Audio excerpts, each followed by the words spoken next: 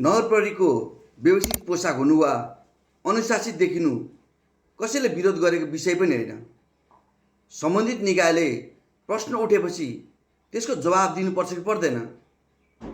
पोसाक सुधारलाई समर्थन गर्दैमा सबै निर्णय सही हुन्छ भन्ने होइन।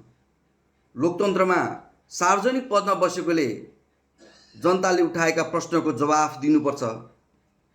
प्रश्न उठेपछि वा आलोचना भएपछि जवाफ नदिनु को सामन्ती वा पछौटे हो? नगरपालिकाको प्राथमिकता राम्रो सेवा, सुशासन, पारदर्शिता, सडक, स्वास्थ्य, शिक्षा र विकास हुनुपर्छ। पोसाक भन्दा पनि कामले समान कमाउनुपर्छ। नगरपालिकाहरूको अहिलेको पारिश्रमिक हेर्नुभएको छ तपाईँहरूले कति छ?